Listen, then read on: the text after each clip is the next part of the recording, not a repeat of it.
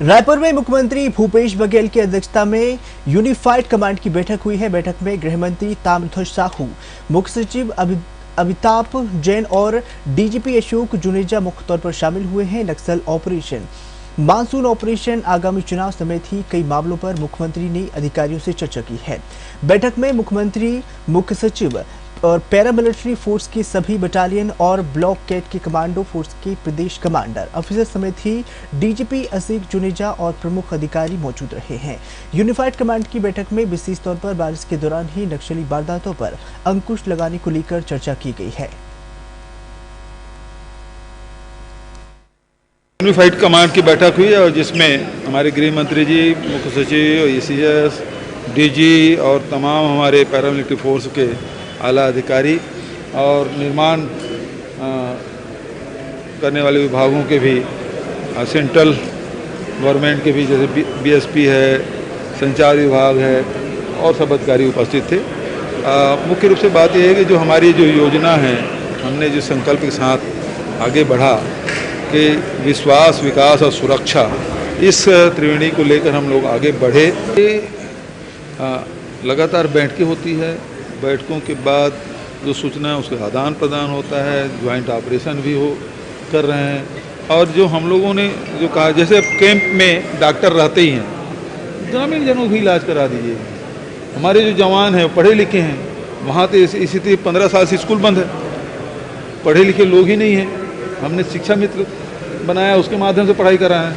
थोड़ा समय निकाल के पढ़ाने भी चल देते हैं, खेल कूद में भी आ जाते हैं। तो एक इस प्रकार से जो हमारे जवान हैं उसको भी लगता है कि हम कुछ कर रहे हैं, और गांव वालों को भी लगता है कि जवान हमारे लिए हैं, हमारी सुरक्षा के लिए।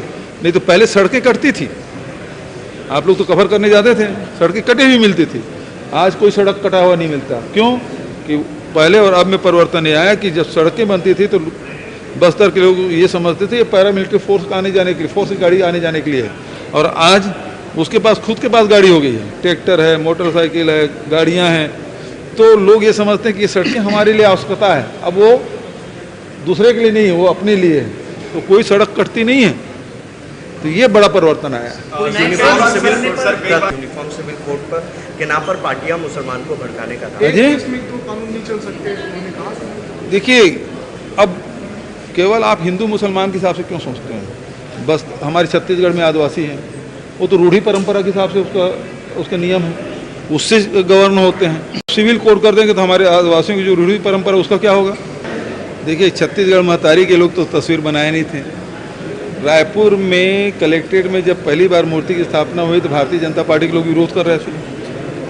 दूसरी बात यह है कि अमित शाह जी पिछले समय आए थे एनआईए के उद्घाटन में, और जब अपने कार्यकर्ताओं के सम्मेलन में हुआ, सौभाग्य से वो पोला का दिन था, वो नंदी का भी पूजा अर्चना की। उसके पहले 15 साल तक पूजा वूजा किए नहीं।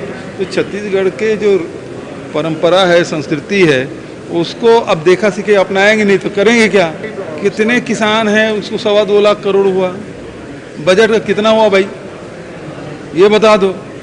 ऊँट को में मुजीरा, आय दुगुनी करने की बात आपने कही थी, स्वामीनाथन कमेटी रिपोर्ट लाने की बात कही थी। आप तो 3 काले कानून ले आए थे, जिसमें पीडीएस भी समाप्त होना था, एमएसपी भी समाप्त होना था, और कॉर्पोरेट हाउस के हाथ में सौंप देना था।